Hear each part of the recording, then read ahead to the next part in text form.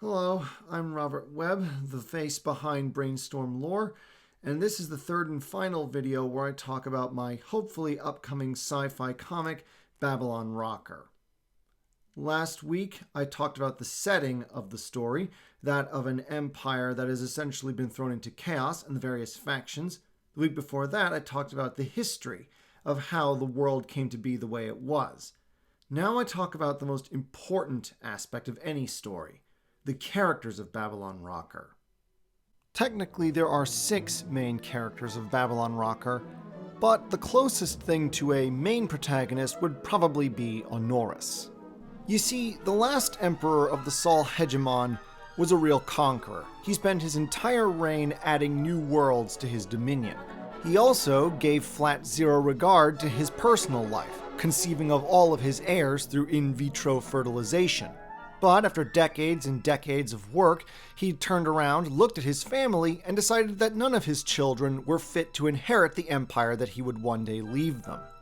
Now, in Babylon Rocker, medical technology has advanced to the point where biological immortality is in fact a thing, provided you are rich enough to afford it. Even so, though, after the first 2 centuries, human beings found that they just started getting literally tired of life and simply stopped the rejuvenation treatments, allowing themselves to die naturally. Quite simply, human beings were just not meant to live forever. And the Emperor knew this. He knew that eventually he too would weary of the world and let himself go. What then would happen to his empire? Eventually, the Emperor reached the conclusion that what he needed was not a body constantly being renewed, but a brand new body, and so set to work creating a clone. He would then transfer his mind into the clone, and thus avoid the inevitable existential weariness that comes with prolonged life. Whether or not he would have succeeded, we'll never know, because then the revolution happened, the rebels stormed the capital at Tranquility and killed the Emperor. And there they found the clone. Instead of killing him, the rebels decided to educate him, most notably about their cause and why they had fought against the Emperor. Understandably ashamed to learn that he was essentially the genetic creation of a corrupt tyrant, the clone resolved that from this point forward he would be a different man, a better man than his creator. And so he chose the name Honoris, honor, because this would be the principle that would define his life. At this point, Honoris is barely older than 2 years. Physically and mentally, he's a mature adult, but in terms of his personality, he still has a large degree of childlike innocence and naivete.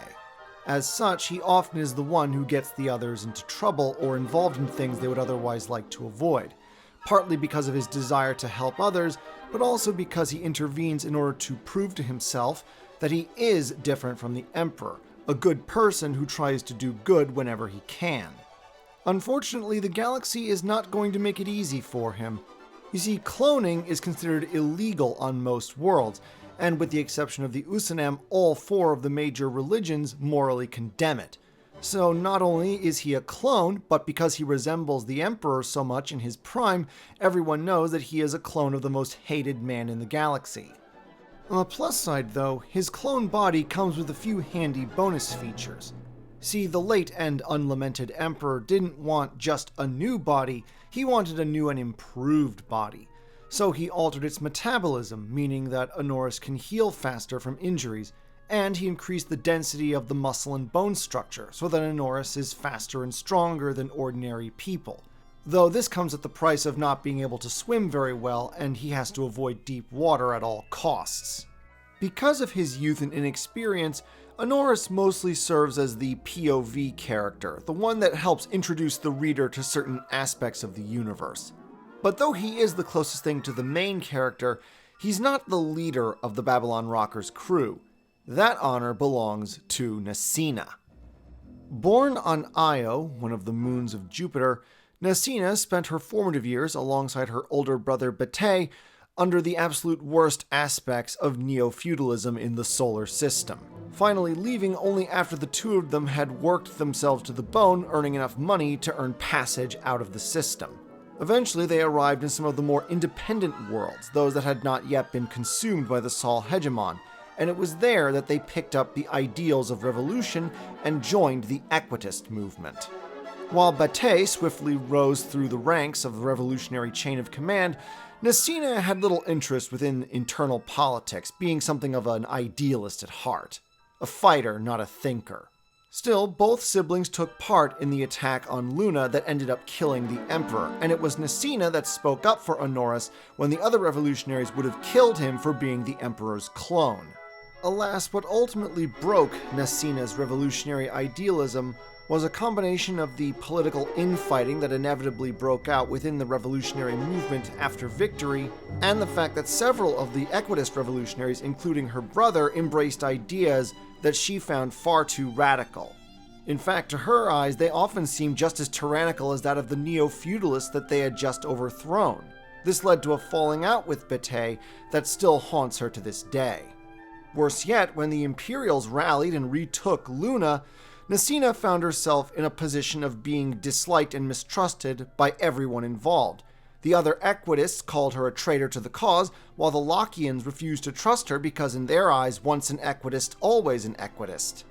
The final nail in the coffin came when the Lochians pretended to offer their support to Nassina, only to send her and her small crew aboard the Babylon rocker out to the Ultimo sector.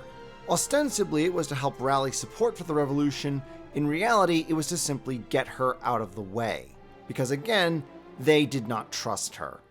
Nassina had been scorned, denounced, and effectively exiled by the very movement that she had dedicated much of her adult life to.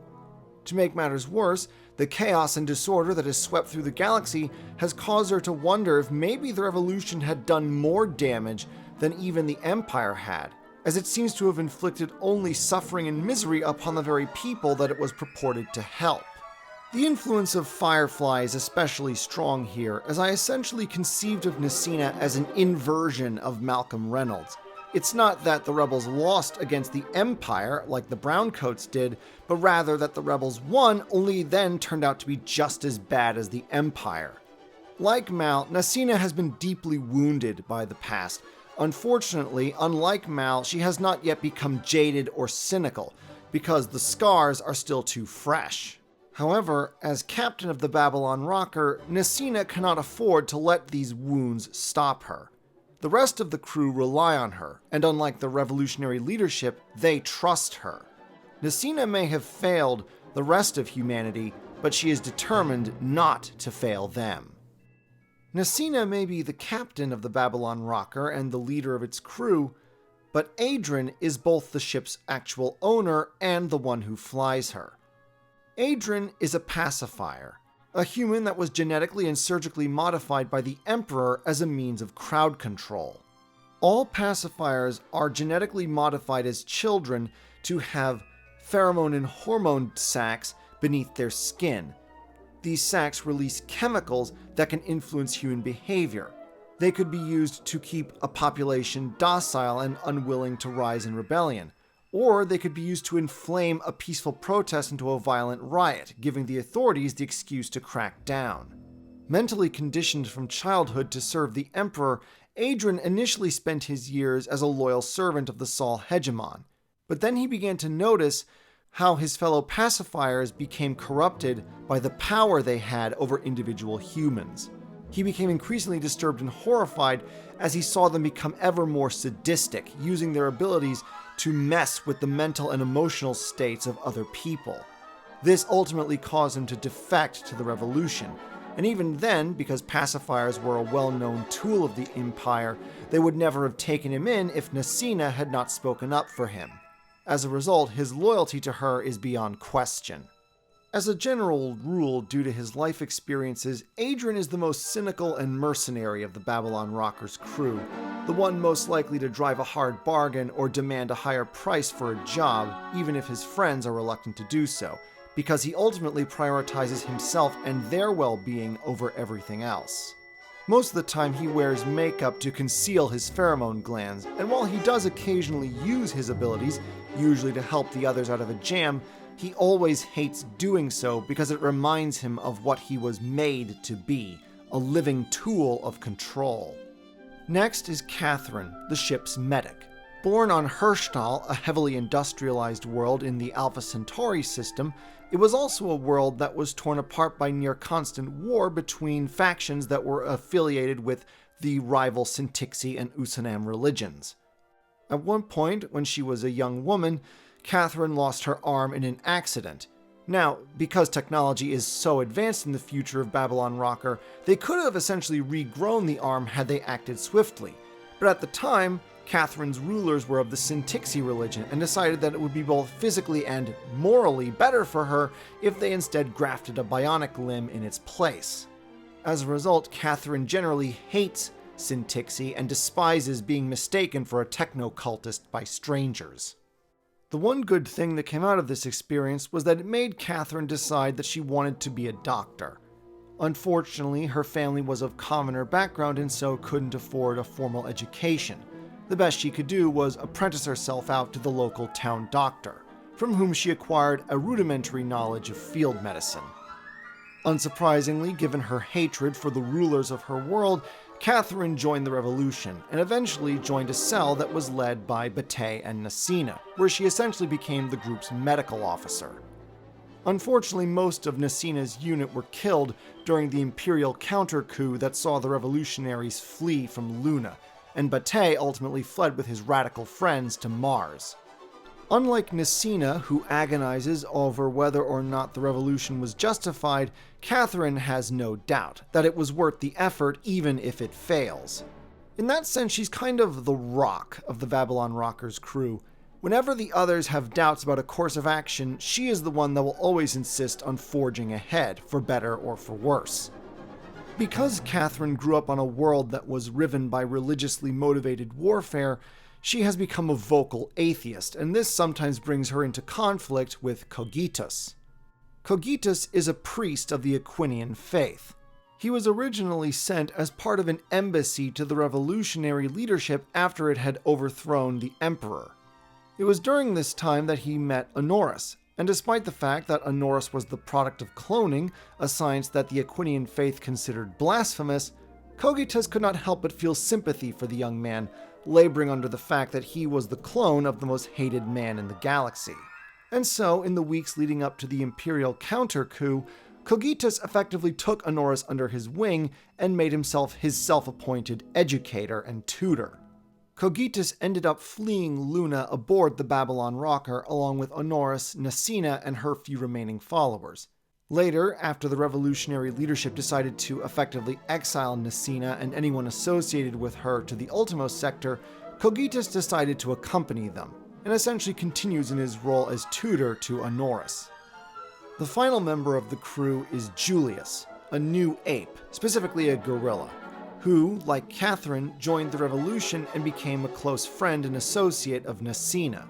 Tragically, Julius is one of those 1 in 4 new apes that suffers from atavism syndrome, meaning that at random moments he runs the risk of mentally devolving back into being a dumb animal.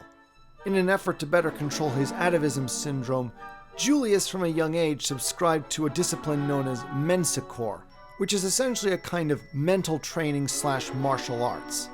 As such, he is the strongest fighter of the crew and mostly serves as Nassina's right-hand man. However, he's also very self-conscious of his great strength. Especially given that he has atavism syndrome, he's unsure whether or not he might cause harm without meaning to those around him. It's a burden that weighs on his mind very heavily. And on that note, the last of my Babylon Rocker lore videos comes to an end. The setting is established and the players are in their places. I would like to thank my viewers and subscribers for putting up with this little self-indulgence of mine. And I'd like to announce that I'm going to probably be starting up an Indiegogo campaign this week. I'll be providing links to it in all future videos, and if you're interested and like what you heard in my last 3 videos, I would greatly appreciate your support, and see if I can maybe make this a reality. For now, we return to some usual lore videos. Since next month is October and a certain highly anticipated film is coming out that month, we're going to be starting off with Dune lore. Until then.